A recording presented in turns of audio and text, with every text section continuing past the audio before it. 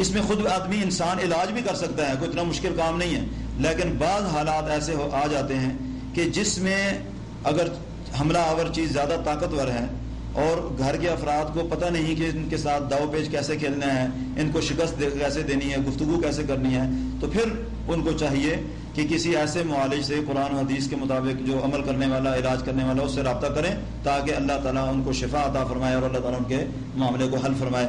ھذا ھو ما عندی واللہ اعلم بالصواب۔ اللہ تعالیٰ ہم سب کو قرآن و حدیث کو سمجھنے، اس پر عمل کی توفیق عطا فرمائے۔ واقول قولی ھذا استغفر اللہ لی ولکم ولسائر المؤمنین۔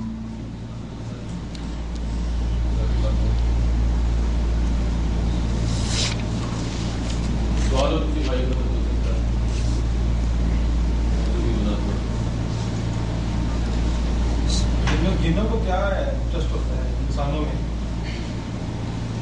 جنات چونکہ انسان کے دشمن ہیں تو دشمن کو نقصان پہنچانے کے درپے ہوتا ہے۔ باقی انٹرسٹ کچھ بھی مختلف بھی ہو سکتے ہیں، گمراہ کرنا بھی ان کا انٹرسٹ ہے کہ انسان کو وہ گمراہی کی طرف لے کر جاتے ہیں، بیماری کا ذریعہ بھی بنتے ہیں، جیسے کہ میں نے ایوب علیہ السلام کا ذکر کیا، تو کچھ بھی ان کی غرض و غائد ہو سکتی ہے، مقصد ہو سکتا ہے۔ اور ایک جیسے میں نے ذکر کیا کہ وہ عشق اور محبت کی وجہ سے بھی پیچھے آ جاتے ہیں، تو یہ بھی ان کا ہوتا ہے کہ اس سے پھر وہ اپنے تلذذ حاصل کرتے ہیں، وہ سارا معاملہ ہوتا ہے ان کا۔ اور بعض کیس ہمیں ایسے بھی ملتے ہیں کہ جس میں اللہ تعالیٰ معاف فرمائے بدکاری تک کی علامات مل جاتی ہیں ان کی، جو وہ معاملات کرتے ہیں۔ اللہ تعالیٰ ہم سب کے گھروں کو جو ہے نا اس چیز سے محفوظ فرمائے۔ تو یہ بہت زیادہ اس کی جو ہے نا وہ انٹرسٹ ہوتے ہیں ان کے، یہ جنات کے۔ جی بعض جنات جب شیاطین کہا جائے تو بہتر ہے کہ جب وہ ظاہر ہوتے ہیں کسی انسان پر اور اس کا علاج ہوتا ہے تو پہلے تو وہ شعاف یہی کرتا ہے کہ جی میں مسلمان ہوں، میں اس کو تنگ نہیں کرتا، لیکن جب اس کی حقیقت سامنے آتی ہے تو اندر سے وہ مسلمان کم ہوتا ہے اور یا ہندو نکلتا ہے یا عیسائی نکلتا ہے یا کسی اور مذہب سے اس کا تعلق ہوتا ہے۔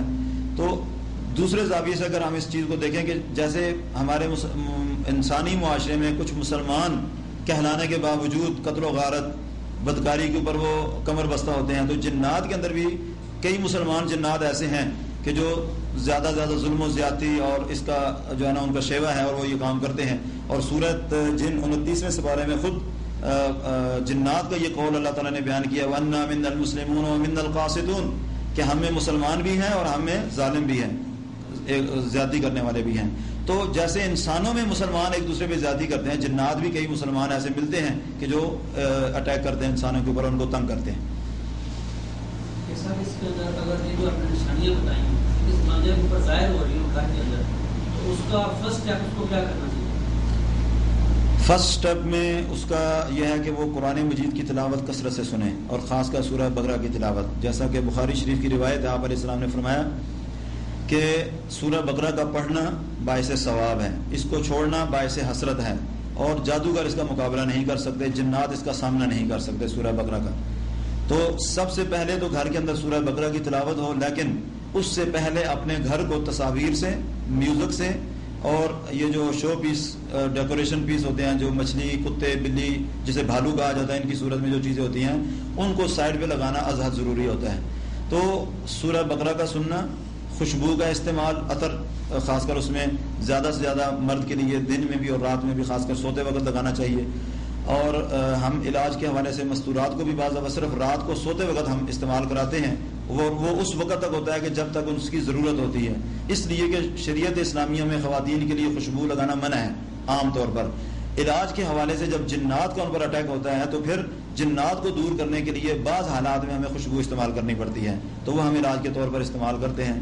تو خوشبو کا استعمال، صبح و شام کی اذکار، نماز کی پابندی، یہ فرسٹ چیز ہوتی ہے، اور یہ وہ شروع کرے۔ اور اس میں دو چیزیں ہو سکتی ہیں، ایک یہ ہوگا کہ اس کی بیماری ایسا ایسا کم ہونی شروع ہو جائے گی، ایک دوسری صورت یہ ہوگی کہ یا وہ بیماری بڑھنی شروع ہو جائے گی، اور اگر وہ یہ محسوس کرتے ہیں کہ بیماری بڑھ رہی ہے، سر درد زیادہ ہو رہا ہے، ہاتھ پاؤں مڑ رہے ہیں، یا کوئی چیز زیادہ ہیوی ہو رہی ہے، کندھوں پہ دباؤ بڑھتا جا رہا ہے۔ سوال ہو رہا ہے، اگر سپوز کہ بندہ ایک پاکستان سے ہے، وہاں سے جن اس کو مسئلہ بنا ہے، تو اس کو کوئی زبان میں جب ادھر سعودی عرب لاتا ہے اس کو ٹرانسلیشن کا پرابلم نہیں ہوتا لینگویج پر؟ بعض دفعہ ہوتا ہے، بعض دفعہ نہیں ہوتا۔ بعض دفعہ جنات انگلش بھی بولتے ہیں. میں نے خود جنات کے ساتھ عربی میں بھی بات کی ہے, یا پاکستان سے بیٹھ کر یہاں سعودی عرب میں جب اسکائپ پہ میں بات کرتا ہوں نیٹ کے ذریعے, تو بعض جنات جو ہے نا وہ عربی میں گفتگو کرتے ہیں, ایک انگلش میں بھی بات کرتے ہیں. تو جس ایریا کا جن ہوگا, جو اس ایریا میں لینگویج بولی جاتی ہے وہ سیکھ لیتا ہے, بول لیتا ہے وہ. یہ معاملہ ہوتا ہے اس میں. جی آپ پیچھے یہ ساتھی. جی جی, اس کے بارے میں بخاری شریف کے اندر ایک روایت آتی ہے کہ رسول اللہ صلی اللہ علیہ وسلم کی حدیث ہے کہ ایک مرتبہ جبرائیل علیہ السلام اللہ کے رسول کو وعدہ دے کر گئے کہ میں صبح اتنے بجے تک آ جاؤں گا. تو صبح ٹائم آ گیا, اللہ کے رسول انتظار کر رہے ہیں اور جبرائیل علیہ السلام کی آمد نہیں ہو رہی. تو انتظار کرتے کرتے اللہ کے رسول نے اپنی زوجہ محترمہ سے کہا کہ جبرائیل علیہ السلام جب بھی وعدہ کرتے تھے ٹائم پر آ جاتے تھے, اور کل مجھے خود ٹائم دے کر کے اور آج ابھی تک نہیں آئے. تو واللہ عالم کیا معاملہ ہے. ابھی اتنی بات کی تھی تو دروازے پہ دستک ہوئی. پوچھا کون؟ جی میں جبرائیل انتظار کر رہا ہوں. تو آپ نے فرمایا آ جاؤ. تو جبرائیل علیہ السلام نے فرمایا کہ یا رسول اللہ آپ کی چارپائی کے نیچے کتے کا ایک بچہ ہے, کتے کا بچہ آپ کی چارپائی کے نیچے ہے, پہلے آپ اس کو نکالیں پھر میں اندر آؤں گا. تو آپ علیہ السلام نے اپنی بیوی کو آرڈر دیا کہ بھی دیکھو عائشہ کہاں ہے, فوراً نکالو اس کو. تو انہوں نے نکالا, حجرے سے باہر نکالا. تو پھر جبرائیل علیہ السلام اندر تشریف لائے. تو جبرائیل علیہ السلام نے آ کر اللہ کے رسول صلی اللہ علیہ وسلم کو یہ بات ارشاد فرمائی کہ یا رسول اللہ ہمیں اللہ تعالیٰ نے ایسے گھر میں جانے سے منع کیا ہے کہ جہاں کتا ہوگا, جہاں تصویر ہوگی, جہاں میوزک ہوگا, وہاں پر ہم نہیں جایا کرتے.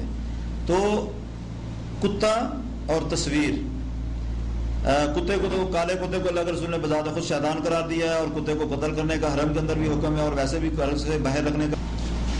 جی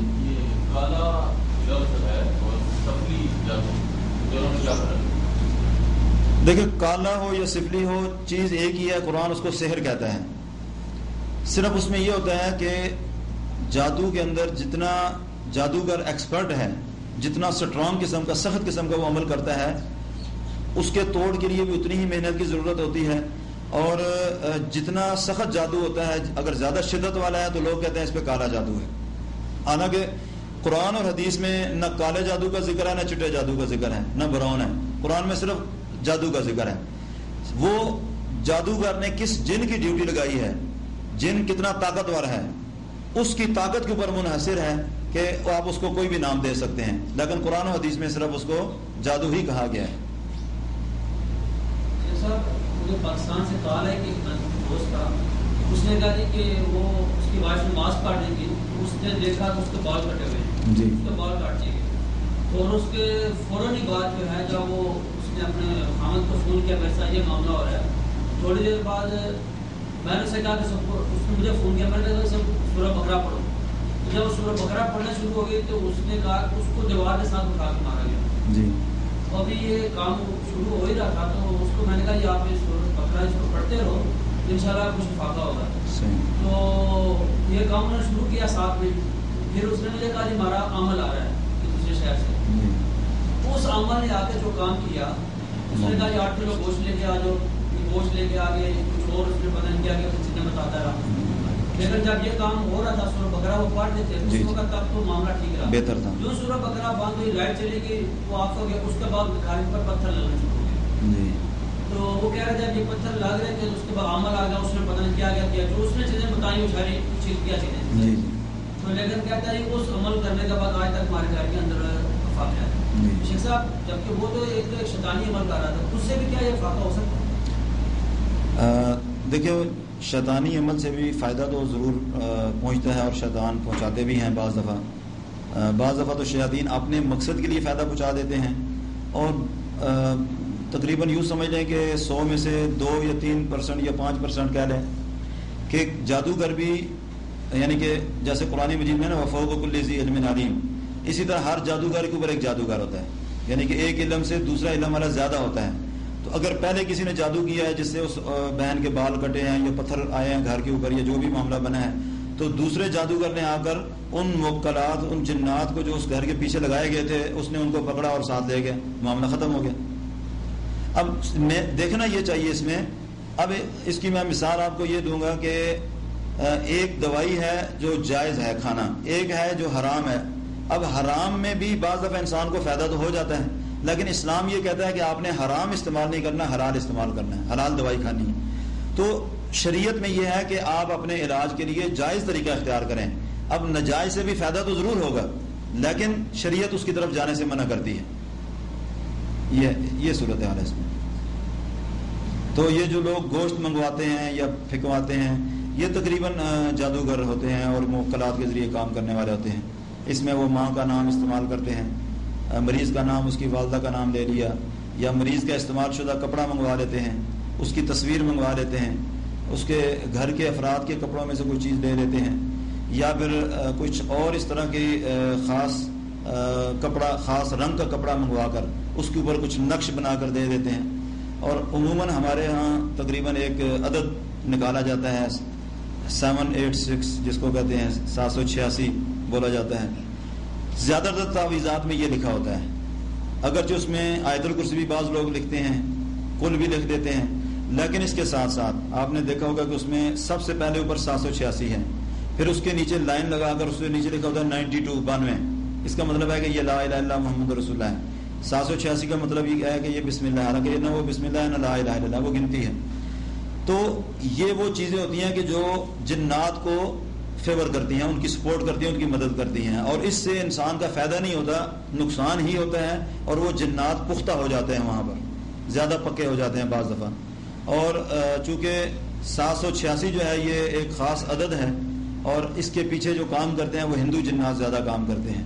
اور ہندو مذہب کے اگر آپ تعویذات یا منتر وغیرہ دیکھیں تو اس کے اندر آپ کو ان کے تعویذات میں یہ چیز 786 نظر آتی ہے ہمیں. تو اسلامی جو طریقہ کار ہے اس میں گنتی نہیں ہے، اعداد نہیں ہے. قرآن اس کے اندر گنتی نہیں ہے، نماز کی دعائیں ہیں اس کے اندر گنتی نہیں ہے، صبح شام کے اذکار ہیں اس میں اعداد نہیں ہیں. ٹھیک ہے.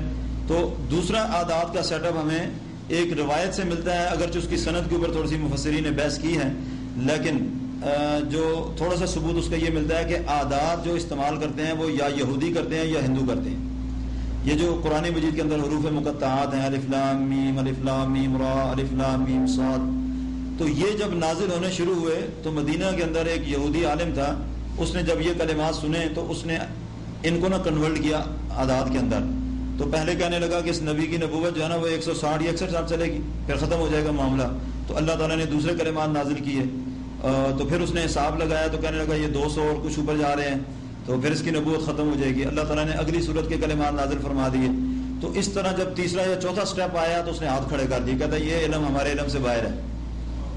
اگرچہ اس کی سند میں کچھ بحث ہے، مفسرین کہتے ہیں کہ سندن ضعیف ہے، لیکن اس سے اشارہ یہ ملتا ہے کہ یہودی یعنی عربی کلمات کو کنورٹ کرتے ہیں اعداد کے اندر، یا پھر ہندو اس کو کنورٹ کرتا ہے اعداد کے اندر. مسلمان اس کو کنورٹ نہیں کر سکتا. جو بسم اللہ ہے اس کو بسم اللہ کے طور پہ ہم رکھ سکتے ہیں، اس کو تبدیل نہیں کر سکتے.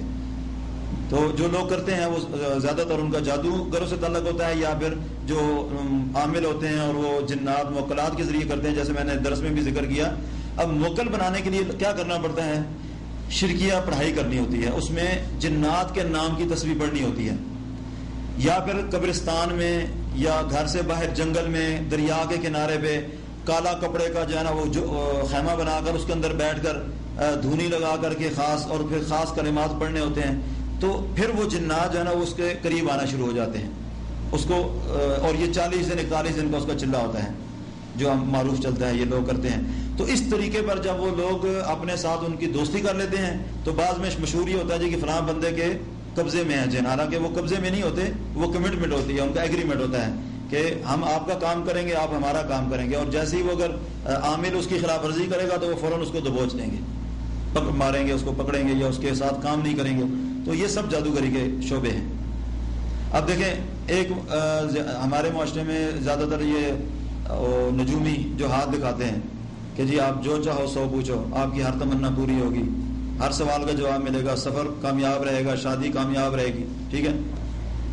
اب اللہ کے رسول صلی اللہ علیہ وسلم کی ایک حدیث ہے، آپ علیہ السلام نے فرمایا من اقتبس من علم النجوم، کہ جس آدمی نے جتنا علم نجوم حاصل کیا اتنا اس نے جادو کا علم حاصل کیا. ٹھیک ہے. یہ جو ہے نا تقریباً جتنی بھی توحید کے اوپر کتابیں ہیں اس کے اندر یہ روایت مل جاتی ہے.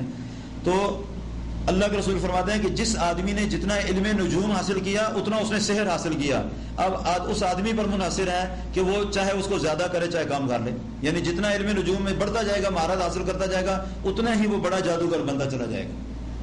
تو علم نجوم حاصل کرنا بھی جادو کی ہی ایک شکل ہے, قسم ہے اس کی. پھر ماں کا نام استعمال کرنا, گوشت کا استعمال کرنا, خاص علامات کا جانور منگوانا, مرغا منگوا لینا, بکرا کالے رنگ کا منگوا لینا, کالے رنگ کا کپڑا منگوا لینا, یہ سب جادوگروں کی علامات ہیں اور جادو کے شعبے ہیں یہ چیز. جی یہ پہلے سوال کر رہے ہیں.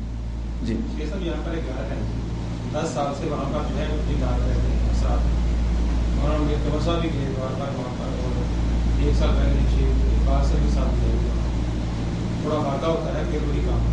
جی تو اگر علاج کے باوجود آرام نہ آئے تو علاج چھوڑ دینا چاہیے یا علاج کرتے رہنا چاہیے اور اسی اللہ کی مرضی سے؟ ہاں, اس میں علاج کو جاری رکھنا چاہیے, چونکہ علاج کرنے کا حکم ہے, حدیث میں علاج کرنے کا حکم ہے, تو علاج نہیں چھوڑنا چاہیے. باقی اس کے اوپر اللہ کی رضا اور قدر پر انسان کو راضی رہنا چاہیے کہ جو اللہ تعالیٰ نے میرے مقدر میں لکھا ہے اس میں میرے لیے بہتری ہے. اس کے باوجود قرآن و حدیث کے مطابق جو لوگ علاج کرنے والے ہیں, ایک نہیں تو دوسرا, دوسرا نہیں تو تیسرا, کوئی نہ کوئی بندہ ایسا مل جائے گا. اور ساتھ میں پھر یہ بھی ذہن میں رکھنا چاہیے کہ ہر کام کا ایک وقت مقرر ہے. جیسے انسان کی زندگی ہے اس کا ایک وقت مقرر ہے, جب وقت ختم ہوتا ہے تو انسان فوت ہو جاتا ہے. اسی طرح شفا کا بھی ایک وقت مقرر ہے, اس سے پہلے نہیں آتی. ایک آدمی اگر میڈیکل کے طور پہ فزیکلی بیمار ہے اور وہ دوائی کھا رہا ہے, اس کو فائدہ نہیں دے رہی, تو اس کا مطلب یہ ہے کہ اس کا مطلب یہ نہیں کہ وہ دوائی چھوڑ دے, اس کا مطلب یہ ہے کہ ابھی اللہ تعالیٰ کی طرف سے اس کے لیے شفا کا وقت مقرر نہیں ہوا. جیسے ہی شفا کا وقت آئے گا اللہ تعالیٰ اس کو شفا عطا فرما دے گا. اسی طرح اگر جنات تنگ کر رہے ہیں یا جادو کا معاملہ ہے تو علاج نہیں چھوڑنا چاہیے, اس کو مستقل مزاجی سے جاری رکھنا چاہیے, اور اللہ سے توکل, اللہ پر توکل رکھتے ہوئے, امید رکھتے ہوئے کہ اللہ تعالیٰ مجھے ضرور شفا عطا فرمائے گا. تو اللہ تعالیٰ جو ہے نا اس کے گمان کو خراب نہیں فرماتا. اللہ تعالیٰ پھر اس کو کسی بھی وقت جو وقت مقرر اللہ نے لکھا ہے اس پہ اس کو لازماً شفا ضرور ملے گی. اور اگر نہیں ملتی تو جیسا کہ وہ بخاری شریف کے اندر ایک روایت آتی ہے کہ ایک عورت رسول وسلم کے پاس آئی اور کہنے لگی, یا رسول اللہ یہ کالا آدمی ہے, مجھے بڑا تنگ کرتے ہیں اور بعض دفعہ دورہ ڈال دیتا ہے اور میں بے ہوش ہو جاتی ہوں, گر جاتی ہوں, تو دعا کریں کہ اللہ تعالیٰ مجھے شفا عطا فرمائے. تو آپ علیہ السلام نے فرمایا کہ اگر تم اس بیماری پہ صبر کرو تو تمہارے لیے جنت ہے, اور اگر تم کہو تو میں دعا کرتا ہوں شفا مل جائے گی. تو تھوڑا سا اس نے سوچا, سوچ کر کہنے لگی, یا رسول اللہ میں صبر کرتی ہوں مجھے جنت مل جائے. اور سوچا کیا اس نے کہ اللہ کے رسول دعا کریں گے شفا تو مل جائے گی, زیادہ زندگی گزر چکی ہے, آگے کتنی ہے کوئی پتہ نہیں, لیکن جنت کی گارنٹی کوئی نہیں ہے. اللہ کے رسول صبر پر جنت کی گارنٹی دے رہے ہیں کہ اگر تم صبر کرو تو تمہارے لیے جنت ہے. تو اس نے یہ فیصلہ کیا کہ میں صبر کرتی ہوں, چل پڑی. تھوڑی دیر دور جا کر پھر واپس آئی تو کہنے لگی, یا رسول اللہ میں آپ کے پاس آئی ہوں. تو آپ نے فرمایا کہ بھئی وہ تو تم مان گئی تھی بھی میں صبر کرتی ہوں. تو کہنے لگی, یا رسول اللہ وہ بات پکی ہے کہ میں بیماری پہ صبر کرتی ہوں, صرف اتنی گزارش ہے کہ آپ یہ دعا فرما دیں کہ جب مجھے دورہ پڑتا ہے تو میرا سطر اٹھ جاتا ہے, ننگا ہو جاتا ہے, تو آپ یہ دعا کر دیں کہ میرا سطر نہ اٹھے. تو رسول اللہ صلی اللہ علیہ وسلم نے دعا فرمائی کہ یا اللہ اس بیوی کو جب بھی تکلیف ہوتی ہے تو اس کا سطر قائم رکھنا, اس کے جو ہے نا پردہ پوشی فرمانا. تو عبداللہ بن مسعود رضی اللہ عنہ بیان فرماتے ہیں کہ اللہ کے رسول کے فوت ہونے کے بعد بھی ہم حضرت ابوبکر صدیق حضرت عمر کے دور میں بھی کئی بار ہم نے اس عورت کو دیکھا کہ گلی کے اندر اس کو دورہ پڑتا تھا, بے ہوش ہو جاتی تھی وہ, لیکن اس کے بعد جب اللہ کے رسول نے دعا کی تو اس کے بعد ہم نے اس کو بے سطر نہیں دیکھا, اس کا سطر نہیں اٹھا. تو اس روایت سے حافظ ابن قیم رحمہ اللہ اور ابن تیمیہ رحمہ اللہ اور باقی کئی علماء نے یہ لکھا ہے کہ ایسی بعض بیماریاں ایسی انسانوں پہ آتی ہیں کہ جس پہ اللہ کے رسول نے صبر کی بھی تلقین کیا ہے کہ اگر انسان صبر کرے تو اس کے لیے اللہ تعالیٰ کی طرف سے خوشخبری ہے جنت کی. اور اگر وہ علاج کرنا چاہتا ہے تو علاج کرے, علاج صبر کے منافی نہیں ہے یا توکل کے منافی نہیں ہے, علاج بھی جاری رکھے, صبر بھی رکھے, تو اللہ تعالیٰ اس کو اس کا اجر ضرور عطا فرمائے گا انشاءاللہ. جی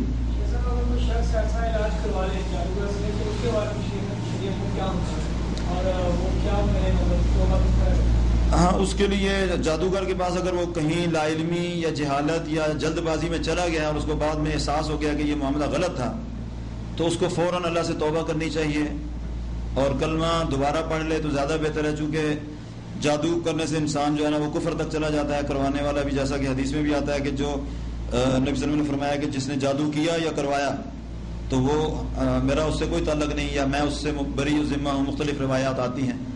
تو تو چونکہ یہ معاملہ بڑا سنگین ہے تو اس میں اس کو تجدید ایمان کر لینی چاہیے، توبہ کر کے تجدید ایمان کرے، پھر 2 نفل پڑھے اللہ تعالیٰ سے توبہ استغفار کے کہ جو اس سے گناہ سرزد ہوئے اللہ تعالیٰ اس کو معاف فرما دے. تو مجھے امید ہے کہ انشاءاللہ اس کو وہ اللہ تعالیٰ معاف فرما دیں گے، اور آئندہ زندگی میں پھر اس کو اس سے پرہیز کرنا چاہیے. جو نظر کا لگنا ہے اس میں جن انوالو نہیں ہوتا؟ جی نہیں، نظر میں جن نہیں ہوتا. جن کی نظر بعض دفعہ لگ جاتی ہے، لیکن اس بندے پہ نظر لگنے سے جن ہاں وہ اٹیک تو نہیں ہوتے، لیکن اس کو آپ دوسرے زاویے سے دیکھیں تو بعض دفعہ ایسے ہوتا ہے کہ ایک بندے کو نظر لگی اور وہ بیمار ہے، کمزور ہے، تو کمزور آدمی کو دیکھ کر جنات بعض دفعہ اس پہ حملہ آور ہو جاتے ہیں. یہ ایک سبب تو بن سکتا ہے، لیکن نظر لگنے سے اگر کوئی یہ بندہ کہے کہ اب اس پہ جن آ گیا ہے تو یہ معاملہ صحیح نہیں ہے. یہ بات صحیح. یہ ایک سوال لکھ کر بھیجا تھا کہ تعویذ کا شرعی حکم کیا ہے، اور جو مریض اور ماں کا نام پوچھتے ہیں وہ کون ہیں، یعنی کہ ان کی کیا حیثیت ہے. تو کچھ تو اس کی وضاحت ہو چکی ہے، اور باقی جو رہتی ہے اس میں ہم کر دیتے ہیں کہ تعویذ تعوذ میں سے ہے، یعنی پناہ طلب کرنا، کسی کے سائے میں آنا، کسی چیز کے سائے میں. تو اصل میں اسلام کے اندر قرآن اور حدیث میں تعویذ کا مطلب یہ ہے کہ اللہ کی پناہ میں آنا، جیسا کہ قرآن مجید میں 14واں سپارہ سورہ نحل میں اللہ سبحانہ و تعالیٰ نے فرمایا وَإِذَا قَرَأْتَ الْقُرْآنَ فَاسْتَعِذْ بِاللَّهِ مِنَ الشَّيْطَانِ الرَّجِيمِ کہ جب قرآن پڑھنے لگو تو اللہ تعالیٰ کی پناہ میں آ جاؤ. اور وہ پناہ میں آنے کا مطلب کیا ہے کہ قرآن پڑھنے سے پہلے اعوذ باللہ من الشیطان الرجیم اپنی زبان سے آپ ادا کریں کہ اے اللہ میں تیری پناہ میں آتا ہوں مردود شیطان سے، یعنی اس کے وسوسوں سے، اس کے کچوکوں سے، اس کے یعنی پھونکوں سے، ہر چیز سے میں اس کے تیری پناہ میں آتا ہوں. تو اس آیت سے یہ پتہ چلتا ہے کہ تعویذ اصل میں زبان سے کہنے کا نام ہے، کہ انسان اپنے زبان سے اللہ سے کہے کہ یا اللہ تو مجھے اپنی پناہ میں لے لے. اب جیسا کہ ٹائلر جانے کی دعا ہے بسم اللہ اللہم انی اعوذ بک من الخبث والخبائث کہ اے اللہ میں تیری پناہ میں آتا ہوں ناپاک جنوں اور جنیوں سے. اور ایک اور روایت ہے سنن نسائی کے اندر موجود ہے، شکل بن شتیر راوی ہیں اس کے، وہ کہتے ہیں کہ خود وہ بیان کرتے ہیں کہ وہ اللہ کے رسول صلی اللہ علیہ وسلم کے پاس آئے اور کہنے لگے علمنی تعویذا یا رسول اللہ اتعوذ بہ کہ اے اللہ کے رسول مجھے کوئی تعویذ سکھلائیے کہ میں اللہ کی پناہ میں آ جاؤں. تو آپ علیہ السلام نے فرمایا قل اللہم انی اعوذ بک من شر سمعی وشر بصری وشر لسانی وشر قلبی وشر منی. 5 چیزوں کے شر سے بچنے کی تلقین اللہ کے رسول نے اس صحابی کے سوال پر کہ یا رسول اللہ مجھے کوئی ایسا تعویذ عطا کیجئے، سکھلائیے کہ میں اس تعویذ کے ذریعے اللہ کی پناہ میں آ جاؤں. تو آپ نے فرمایا قل اپنی زبان سے کہو اے اللہ میں کانوں کے شر سے تیری پناہ میں آتا ہوں، آنکھوں کے شر سے تیری پناہ میں آتا ہوں، زبان کے شر سے تیری پناہ میں آتا ہوں، دل کے غلط خیالات کے شر سے تیری پناہ میں آتا ہوں، منی کے شر سے تیری پناہ میں آتا ہوں. یہی وہ اسباب ہیں، ذریعے ہیں کہ جن سے انسان شیطان کے وار میں چلا جاتا ہے، اس کے دھوکے میں آ جاتا ہے. تو اللہ کے رسول نے اس صحابی کو کہا کہ اپنی زبان سے یہ پڑھا کرو. اگر اللہ کے رسول کے نزدیک تعویذ سے مراد کچھ لکھ کر دینا ہوتا تو اس کے سوال پر اللہ کے رسول کہتے کاغذ پین سلاؤ میں لکھ کر دیتا ہوں، تعویذ بنا دیتا ہوں، تم گلے میں ڈال لینا، بازو پہ باندھ لینا، گھر میں لٹکا لینا. جبکہ اللہ کے رسول کے نزدیک لکھنے کا نام تعویذ نہیں ہے، پڑھنے کا نام تعویذ ہے.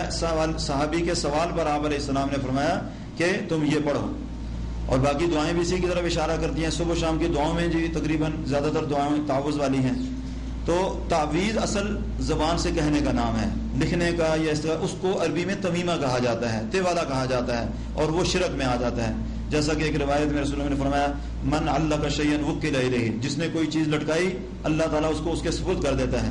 دوسری روایت میں آپ نے فرمایا من علق تمیمۃ فقد اشرک جس نے کوئی تمیمہ، کوئی کوڈا، کوئی منکا لٹکایا کسی نظریے کے طور پر کہ اس سے مجھے کوئی فائدہ ہوگا، کوئی نقصان سے بچ جاؤں گا، کوئی شفا مل جائے گی، کوئی فائدہ ہو جائے گا، اگر اس کا نظریہ یہ ہے تو آپ علیہ السلام فرماتے ہیں کہ اس نظریے سے اس کا اس چیز کو لٹکانا اس کو شرک میں مبتلا کر دیتا ہے، وہ مشرک ہو جاتا ہے انسان. تو دوسرا اس میں یہ چیز ناجائز ہے، شرعاً اس کا کوئی حکم نہیں ہے، یعنی کہ منع ہے تعویذ وغیرہ پڑھنے کا نام ہے. اور جو لوگ مریض کا نام استعمال کرتے ہیں وہ تقریباً زیادہ تر یہ جادوگر ہوتے ہیں. جادو کرنے کے لیے بھی لوگ ماں کا نام استعمال کرتے ہیں، اور جادو کی تشخیص کے لیے بھی مریض کا اور اس کی ماں کا نام ہی استعمال ہوتا ہے. اور اس کا طریقہ یہ ہوتا ہے کہ یہ لوگ مریض کا نام لیتے ہیں، اس کی ماں کا نام لیتے ہیں، اس کو عادات پر کنورٹ کرتے ہیں، تقسیم کر دیتے ہیں، اس کو پھر طاق پہ تقسیم کرتے ہیں، اس کا پھر ایک آخر میں تقسیم کرتے رہتے ہیں طاق پر، تو اینڈ پہ جو حرف بچتا ہے 7 بچ جائے یا 6 بچ جائے یا 5 بچ جائے، تو اس کا انہوں نے فگر خود پہلے ایک علم کے طور پر نکالا ہوتا ہے کہ اگر یہ بچے گا تو جادو ہے، اگر طاق بچے گا تو جادو ہے، جفت بچے گا تو فلاں چیز ہے، اور اگر برابر برابر آ جاتا ہے تو اس کا مطلب ہے اس کو نظر لگی ہے، یعنی اس طرح کی خود ہی انہوں نے تقسیم کی ہوتی ہے۔ اور دوسرا اس میں طریقہ یہ استعمال ہوتا ہے کہ وہ اعداد نکال کر کے جو ان کا موکل ہوتا ہے اس کو دیتے ہیں کہ یہ عدد ہے، اس بندے کی معلومات چاہیے، تو ان کا موکل سیدھا جیسے ایک موبائل کی سم آپ کے پاس ہے، موبائل میں ہے، جب وہ آپ ایکٹیو رکھتے ہیں تو دنیا کے کسی بھی کونے سے جب ایک بندہ آپ کا نمبر ڈائل کرتا ہے تو سیدھے سگنل آپ کے موبائل پہ آتے ہیں۔ اسی طرح جب کسی مریض کا نام اور اس کی والدہ کا نام استعمال کر کے اعداد نکال کے جن کو بتائے جاتے ہیں تو وہ جن سیدھا اس بندے کے گھر پہ چلا جاتا ہے۔ یہ ایک ایسا نظام ہے ان کا لوگوں کا کہ وہ اس گھر پہ جائے گا، اس بندے کا جو ہمزاد ہے یا اس کے گھر کے اندر جو جنات رہنے والے ہیں اس سے وہ معلومات لے گا، معلومات لا کر آ کر عامل کو بتائے گا، اور عامل صاحب ایسے مراقبے میں گئے ہوئے ہیں، 2 منٹ بعد باہر آ کر کہتے ہیں اچھا جی آپ فلاں جگہ سے آئے ہیں، آپ کی ہمشیرہ بیمار رہتی ہے، آپ کی بیٹی کا یہ مسئلہ ہے، رشتہ نہیں ہو رہا، آپ کے گھر میں یہ پرابلم ہے، اچھا آپ کے گھر میں اتنے فرد رہتے ہیں، اتنے کمرے ہیں، فلاں کمرے میں یہ چیز پڑی ہے۔ وہ بندہ حیران ہو جاتا ہے کہ میں نے تو کچھ بھی نہیں بتایا، صرف ماں کا نام بتایا، اپنا نام بتایا، تو یہ ساری میری ہسٹری تو صحیح بتا رہا ہے، تو وہ سمجھتا ہے کہ یہ بڑی پونچی سرکار ہے، حالانکہ وہ پونچی سرکار نہیں ہوتی، وہ فَأُمُّهُ حاویہ والا ہوتا ہے معاملہ۔ اس لیے کہ ہر چیز کو ہم نے اللہ کے رسول صلی اللہ علیہ وسلم کی سیرت میں دیکھنا ہے۔ سیرت کے اندر یہ واقعہ آتا ہے کہ مکہ کے اندر ایک آدمی تھا، سیاف ابن سیاد اس کا نام تھا، وہ لوگوں کو کہانت کا کام کرتا تھا، یعنی کہ ان کو غیب کی باتیں بتاتا، اٹکل پچو لگاتا، اسی طرح کے معاملات ان کو بیان کرتا۔ تو ایک مرتبہ رسول اللہ نے کچھ صحابہ کو لیا، آپ نے فرمایا آؤ بھی چلیں آج سیاف کو اسلام کی دعوت دیتے ہیں۔ وہ مکہ کی وادی سے تھوڑا سا باہر پہاڑوں میں کہیں رہتا تھا، چلے گئے وہاں پر، اس کو کہنے لگے کہ میں اللہ کا رسول ہوں، اللہ تعالیٰ نے مجھے رسول بنا کر بھیجا ہے، مجھ پر وحی آتی ہے۔ تو وہ کہنے لگا میں بھی اللہ کا رسول ہوں، مجھ پر بھی وحی آتی ہے، نعوذ باللہ من ذالک۔ تو آپ علیہ السلام نے فرمایا جھوٹ نہ بولو، تم مجھ پر ایمان لاؤ۔ تو وہ کہنے لگا تم مجھ پر ایمان لاؤ اے محمد۔ تو باتیں ہوتی رہیں، تو بعد میں کہنے لگا کہ اے محمد تم اپنے دل میں سوچو، میں تمہیں بتاؤں گا تم نے کیا سوچا ہے۔ کتنی بڑی بات ہے کہ کہتا ہے اے محمد صلی اللہ علیہ وسلم تم اپنے دل میں سوچو، میں تمہیں بتاؤں گا تم نے کیا سوچا ہے۔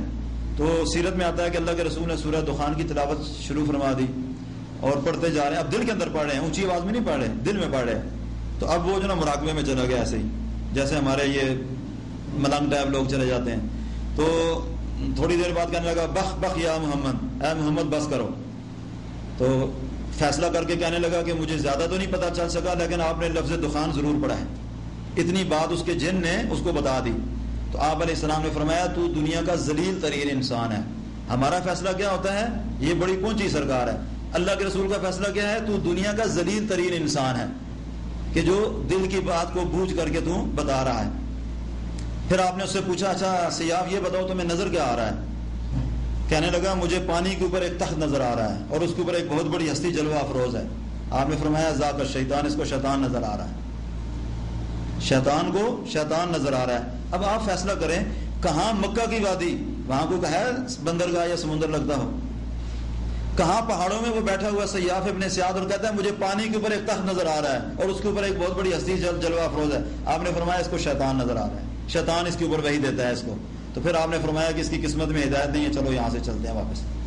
تو جو دل کی باتیں بوجھتے ہیں یا غیب کی بات اس طریقے پہ بتانے کی کوشش کرتے ہیں، اللہ کے رسول صلی اللہ علیہ وسلم کے نزدیک وہ کاہن اس کو کہا جاتا ہے۔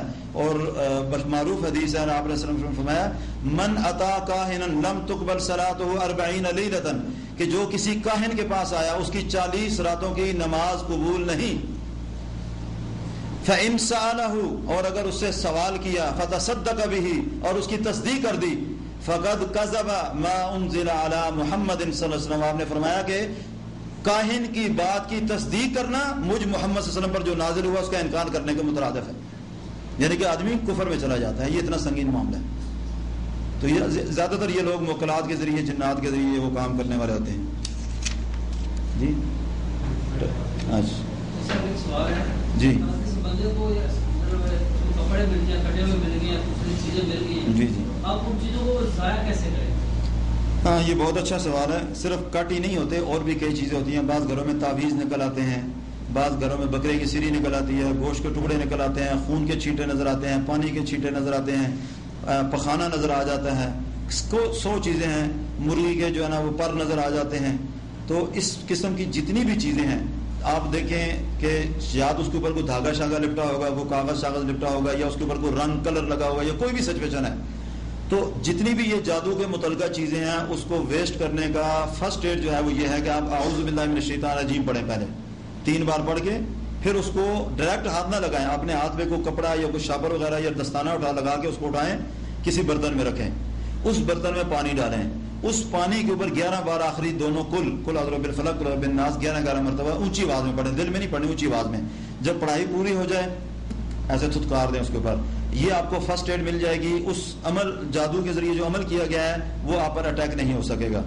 تو فرسٹ ایڈ مل جائے گی. پھر اس کے بعد آپ اس کو یا تو کسی ایسے آدمی کو دکھا دیں کہ جو قرآن و حدیث کے مطابق علاج کرنے والا ہے، یا اگر خود بھی ضائع کرنا چاہیں تو چونکہ اب معاملہ اس کا ختم ہو چکا ہے، آپ اس کو باہر راستے سے ہٹ کر کہیں کسی زمین میں جا کر دبا دیں تاکہ وہاں پر وہ ختم ہو جائے، خشک ہو جائے. یہ فرسٹ ایڈ کا طریقہ ہوتا ہے اس کا معاملہ جب اس طرح کا معاملہ ہو جائے. اچھا، یہ ایک دوسرا سوال تھا کہ کیا دم پر اجرت لینا جائز ہے؟ قرآن و سنت سے وضاحت فرمائیں. تو جیسے میں نے وہ 2 واقعات بیان کیے ہیں کہ ایک عورت نے وہ ہدیے کے طور پر پیش کیے اور صحابہ کرام نے فکس کیا پہلے کہ ہمیں اتنا دو گے تو ہم رقیہ کریں گے. تو قرآن و حدیث میں جواز ہے اس کا، اور اس کے اوپر جو اگر کوئی آدمی چاہے زبان سے مانگ کر لیتا ہے یا آپ پر یعنی کہ لوگوں پر چھوڑ دیتا ہے بھی آپ جو اپنی مرضی سے خوشی سے دے دیں، دونوں چیزیں اس میں جائز ہیں. اور تیسرا اس میں ایک اشکال آج کل کے دور میں یہ اٹھتا ہے کہ جی آج اللہ کے رسول کے دور میں تو لوگوں نے اس طرح دکانیں نہیں بنائی تھیں، بیٹھ کر دم نہیں کرتے تھے مستقل طور پہ، وہ وقتاً فقتاً کرتے تھے. تو آج کل جو لوگ کرتے ہیں یہ ناجائز ہے. حالانکہ یہ ناجائز نہیں ہے. کسی بھی عمل کے لیے اللہ کے رسول سے اس عمل کا ایک بار سرزد ہونا یا اس عمل کا عمل پیرا ہونا آپ علیہ السلام کو اس پر، ہمارے لیے وہ جواز کافی ہے. اب آگے حسب ضرورت ہے کہ جتنی ضرورت ہے اس کے مطابق آپ آدمی عمل کر سکتا ہے. اب اگر ہر بندہ عامل بن جائے کسی کو کوئی اعتراض نہیں ہے، لیکن اگر سارے ہی عامل بن جائے گا تو ڈاکٹر کون بنے گا، انجینئر کون بنے گا، لیکچرار کون بنے گا، پروفیسر کون بنے گا، پائلٹ کون بنے گا، یہ جوتیوں والا کام یا کسائی کا کام یا نائی کا کام کرنے والا کون بنے گا؟ اور اگر وہ کرے گا تو پھر وہ عامل کیسے بنے گا؟ تو حسب ضرورت اگر ایک آدمی قرآن اپنے آپ کو کرتا ہے، متعین کر لیتا ہے کہ جی میں نے یہ لائن اختیار کرنی ہے اور میں قرآن و حدیث کے مطابق لوگوں کا دعاؤں کے ذریعے آیات کے ذریعے علاج کروں گا، اور میں اس میں مخصوص یا تو وہ خود فکس کر لیتا ہے بھی آپ مجھے اتنے پیسے دے دیں، یا وہ مریض پہ چھوڑ دیتا ہے بھی آپ جو خوشی سے مجھے دے دیں. تو دونوں چیزیں چونکہ حدیث سے ثابت ہیں اس لیے اس کے اوپر کسی پر کوئی اعتراض نہیں کرنا چاہیے لوگوں کو. یہ اشکال قرآن و حدیث کی روشنی میں غلط ہے. جی جی جی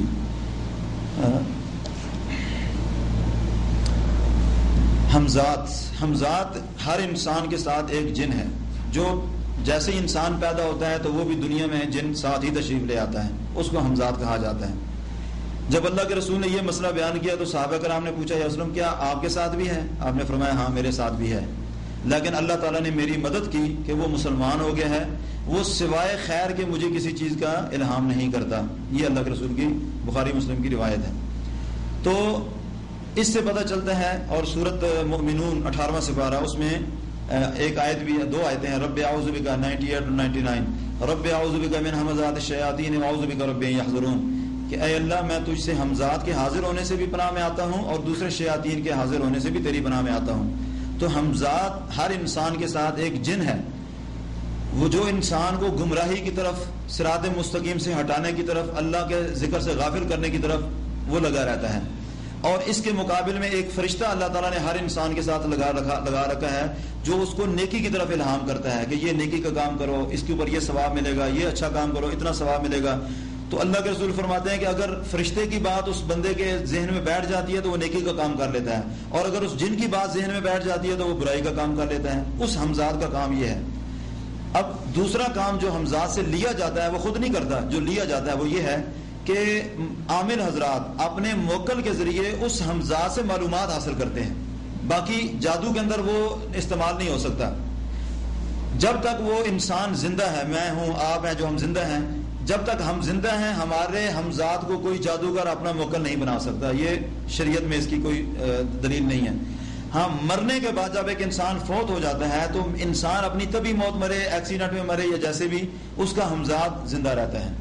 اور جب اس کی تدفین ہو جاتی ہے, جنازہ پڑھ کے قبر تیار ہو جاتی ہے, تو اس کا ہمزاد اس کی قبرستان کے اندر اس کی قبر پہ رہتا ہے. اس لیے آپ نے دیکھا ہوگا کہ اکثر لوگ جو چلے کرنے والے ہوتے ہیں وہ قبروں کے اندر, خاص کر پرانی قبر جو گری ہوئی قبر ہوتی ہے اس میں جا کر وہ بیٹھتے ہیں. اس کا مقصد یہ ہوتا ہے کہ قبرستان میں جب جا کر وہ جنوں کو پکارتے ہیں تو وہ جتنے اس قبرستان کے اندر میتیں ہوتی ہیں ان کے جتنے ہمزاد ہوتے ہیں وہ ان کے قریب آنا شروع ہو جاتے ہیں, ان کے موکل بننا شروع ہو جاتے ہیں. تو موکل جب یہ ہمزاد بنتا ہے تو یہ انسان کے مرنے کے بعد جادوگر اس کو اپنا بنا لیتا ہے. انسان کی زندگی میں جادوگر اس کو جادو کے طور پر استعمال نہیں کر سکتا.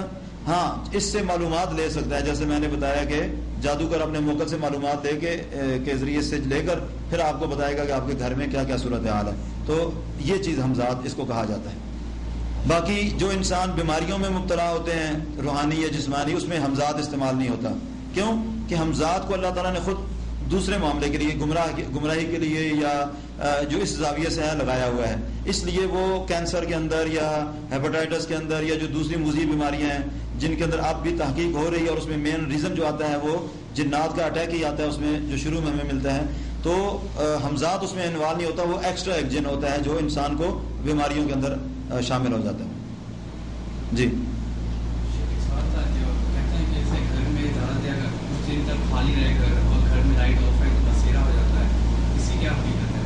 کسی حد تک یہ بات ٹھیک ہے کہ جو گھر, دکان, بلڈنگ, مکان پرانا ہو یا نیا ہو, اگر کچھ عرصہ وہ بند رہتا ہے اور اس میں لوگوں کا آنا جانا نہیں ہے تو اس میں ایسی چیزیں جو ہوائی آنے والی, جن کو جن طیار کہا جاتا ہے عربی میں, اڑنے والے جن, وہ تقریباً جب اوپر سے گزر رہے ہوتے ہیں تو ان کو جب ایسی بلڈنگ کو نظر آتی ہے تو اس میں بسیرا کر لیتے ہیں. بعض دفعہ دوسرے جنات جو اڑنے والے تو نہیں ہیں لیکن نیچے رہنے والے محلوں میں ہیں, گلی کوچوں میں, وہ بھی آ جاتے ہیں, تو ان کو خالی مکان مل جائے تو وہ اس میں بسیرا کر لیتے ہیں. تو اس میں شریعت کا حکم یہ ہے کہ چاہے آپ خالی گھر میں جا رہے ہیں, چاہے آپ کا اپنا مسکن ہے, آپ رہتے بھی ہیں, اس کے باوجود آپ جب دروازے پہ جائیں تو پہلے دستک دیں, پھر وہاں پر کہیں السلام علیکم ورحمۃ اللہ وبرکاتہ, پھر دروازہ کھولیں بسم اللہ پڑھ کے, پھر جب اندر داخل ہیں تو دعا پڑھیں بسم اللہ اللہم انی اسألک خیر المولج و خیر المخرج بسم اللہ ولجنا و بسم اللہ خرجنا وعلی اللہ ربنا توکلنا. جب آپ یہ عمل کر لیں گے تو جتنے بھی جنات اس گھر میں ٹھہرے ہوئے ہیں نا وہ آپ کو تنگ نہیں کریں گے. اور ہمارے ہاں چونکہ لوگ اچانک چلے جاتے ہیں, سلام بھی نہیں کرتے, بسم اللہ بھی نہیں پڑھتے, دعا بھی نہیں پڑھتے, تو اچانک آپ کسی کے گھر میں جائیں تو انسان بھی ڈسٹرب ہوتا ہے, تو جن بھی ڈسٹرب ہوتے ہیں, پھر وہ انسان کو تنگ کرنا شروع کر دیتے ہیں. اور جب انسان گھر والے چاہے اپنے گھر میں ان کے جنات رہ رہے ہیں, لیکن اگر وہ یہ طریقہ اختیار کرتے ہیں, جیسا کہ حدیث میں آتا ہے جب شام ہوتی ہے تو یہ جنات پھیلتے ہیں, بیماریاں نکلتی ہیں, تو آپ علیہ السلام نے فرمایا کہ بسم اللہ پڑھ کے اپنے دروازے بند کر لو, بچوں کو اندر کر لو, جانوروں کو بھی کمروں میں لے آؤ, اگر برتن سیدھے ہیں تو بسم اللہ پڑھ کے ان کو الٹا کر دو, اور ہر چیز کو بسم اللہ پڑھ کے بند کر دو. اس کا مطلب یہ ہے کہ بسم اللہ پڑھ کر کوئی بھی عمل کرنے سے اس میں شیطان انوالو نہیں ہو سکتا, جن داخل نہیں ہو سکتا. تو یہ اگر انسان طریقہ اختیار کرے تو وہ جنات کے اثر سے محفوظ رہتا ہے.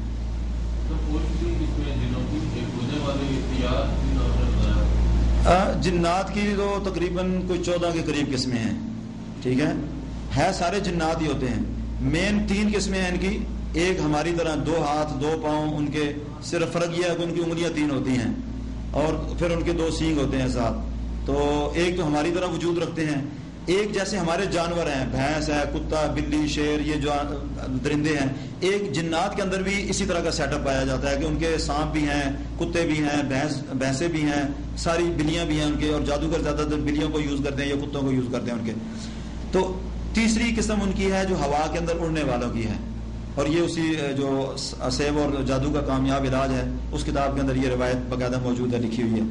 تو یہ جو 3 قسم کے ہیں نا, ایک جانور, ایک ہماری طرح کے, اور ایک ہوا میں اڑنے والے. ٹھیک ہے. تو بعض روایات سے یہ پتہ چلتا ہے کہ جو ہماری طرح کے ہیں ان کو بھی بعض کو اللہ نے طاقت دی ہے کہ وہ ہوا میں اڑتے ہیں, لیکن سارے جنات ہوا میں نہیں اڑتے. اسی طرح جو کچھ پھر جو گھروں کے اندر جنات رہتے ہیں ان کو عامر البیت کہا جاتا ہے, جو ٹوائلٹ میں رہتے ہیں اس کو صاحب الحمام کہا جاتا ہے, اور جو قبرستان میں رہتے ہیں اس کو جنات المقابر کہا جاتا ہے, اسی طرح جو پانی کے اندر رہتے ہیں ان کو جو ہے نا وہ دریا کا جن یا کوئی بھی اس کے نام مختلف کیٹیگری کے لحاظ سے ان کی تقسیم ہے، پھر ان کی اپنی اپنی علامات ہوتی ہیں، اس کے مطابق پھر اس کی تشخیص ہوتی ہے، پھر آگے علاج کرنا اس کا آسان ہو جاتا ہے۔ کبھی آپ نے جن کو دیکھا؟ جن کو صرف مریض آدمی دیکھتا ہے، جو مریض ہوتا ہے نا، جس پر جنات کا اٹیک ہوتا ہے، اس کو نظر آتے ہیں۔ ہاں بات تو ہوتی رہتی ہے، وہ مثال کے طور پہ ایک مریض ہمارے سامنے بیٹھا ہے، اس کی زبان پہ جن بولتا ہے، بات جن کر رہا ہوتا ہے، آواز انسان کی آ رہی ہوتی ہے، صاحب زبان انسان کی استعمال ہوتی ہے، لیکن پیچھے جو مائنڈ ہوتا ہے وہ جن کا کام کر رہا ہوتا ہے۔ اور جب وہ مریض ہوش میں آتا ہے، اس سے سارے سوال و جواب کے بارے میں پوچھا جائے، وہ کہے گا مجھے تو کوئی پتہ نہیں۔ اگر آپ اس کو 2-4 تھپڑ بھی زور سے ہم لگا دیتے ہیں، ڈنڈے بھی مارتے ہیں بعض دفعہ ضرورت پڑے تو، لیکن اس کے باوجود جب پوچھا جائے کہتا ہے مجھے تو کوئی پتہ نہیں، چونکہ اس وقت اس چیز کا اس کے دماغ پہ فل ہولڈ ہوتا ہے، وہ اس کو کور کیا ہوتا ہے اس نے۔ تو جنات ہر انسان کو جو اگر نظر آ سکتے ہیں تو خواب کی صورت میں، چونکہ اللہ کے رسول صلی اللہ علیہ وسلم کی صحیح حدیث آپ نے فرمایا اچھا خواب اللہ کی طرف سے، برا خواب شیطان کی طرف سے۔ تو جو خواب شیطان کی طرف سے ہوتا ہے اس میں شیطان انسان کے اوپر انوالو ہوتا ہے، عمل کرتا ہے، دخل اندازی دیتا ہے۔ اور اس میں ایک وضاحت کر دوں کہ ایک جادو ہے جو جنات کرتے ہیں انسان کے اوپر، اور وہ ہر انسان پہ ہوتا ہے، نمازی ہے، غیر نمازی ہے، متقی پرہیزگار ہے، بد ہے، فاسق و فاجر ہے، مفتی ہے، کوئی بھی ہے، قاضی ہے، حاکم ہے، سب پہ کرتا ہے وہ۔ اللہ کے رسول کی صحیح حدیث آپ نے فرمایا ہر انسان جب رات کو سوتا ہے تو ایک جن آتا ہے، اس کے سر کے اوپر 3 گرے لگاتا ہے، ایسے گدی کے اوپر 3 گرے لگاتا ہے، پھر رات اس کے ناک میں یہاں بسر کرتا ہے، صبح جب سحری کا ٹائم ہوتا ہے اذان کا نماز کا تو یہاں سے نکل کر سینے پہ آ جاتا ہے، پھر اس کو تھپکی دیتا ہے وہ اور کہتا ہے علیک لیلۃ طویلہ، ابھی سوئے رہو، ابھی اذان ہوئی، آدھے گھنٹے بعد نماز ہوگی، سوئے رہو، ابھی تھپکی دے لوری سناتا ہے۔ تو ہر بندے کو جاگ آ جاتی ہے، یہ الگ بات ہے کہ وہ انگڑائی دے کر پھر سائڈ بدل کے پھر سو جاتا ہے، یہ شیطان کا غلبہ ہوتا ہے اس کے اوپر، یہ جادو کا اثر ہوتا ہے۔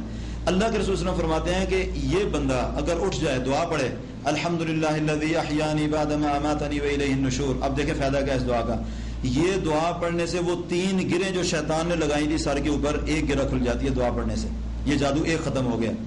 تیسرا حصہ، جب دوسرا وضو کیا، وضو کے بعد دعا پڑھی اشہد ان لا الہ الا اللہ، وضو کی دعا پڑھی تو دوسری گرہ کھل گئی۔ تیسرا، جب نماز پڑھ کے انسان کہتا ہے اللہ اکبر استغفر اللہ استغفر اللہ استغفر اللہ، تو تیسری گرہ بھی کھل گئی، اب سارا جادو اس بندے کا ختم ہو گیا۔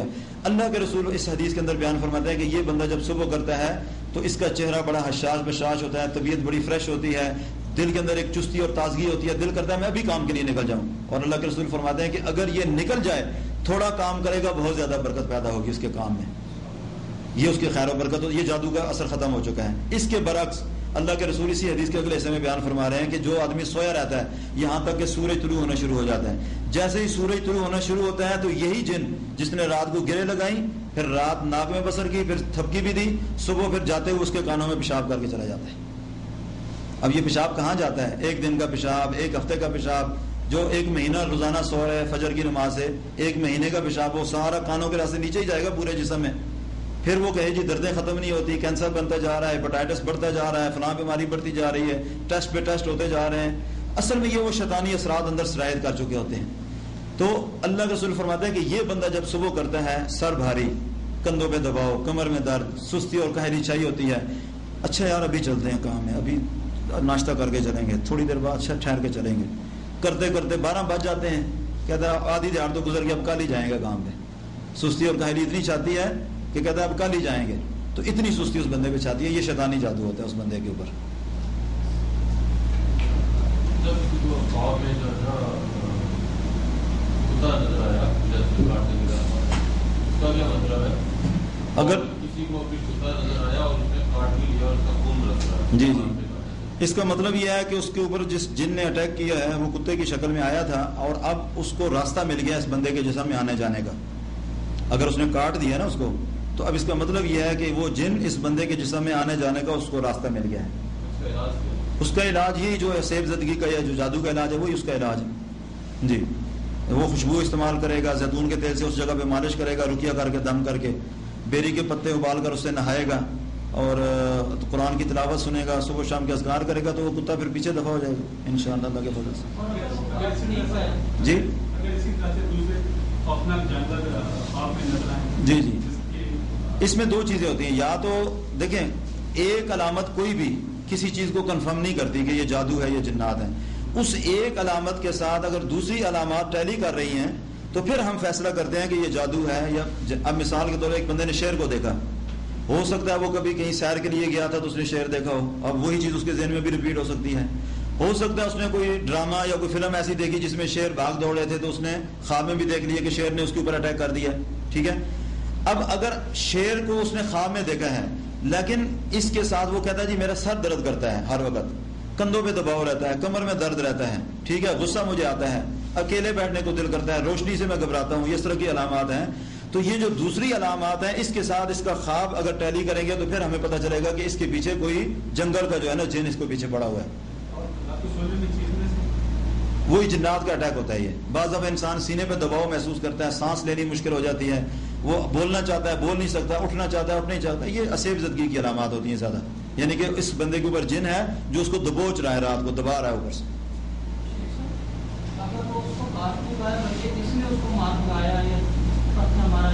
جی ہاں، یہ تھوڑی سی اچھی علامت ہے کہ ہو سکتا ہے وہ بندہ نمازی ہو یا کوئی ایسا معاملہ ہوگا اس کا، اذکار وغیرہ کا بہتر ہوگا، تو جو ہے کیا نام ہے اس کا، اعوذ باللہ من الشیطان، یعنی اللہ تعالیٰ نے اس کو بچا لیا اسے نا، تو اس نے اس پر جو اٹیک کیا ہے پتھر مارنا، یعنی وہ کوئی دعا پڑھ رہا تھا تو اللہ تعالیٰ نے اس کو اسے بچا لیا. یہ اس چیز کے نام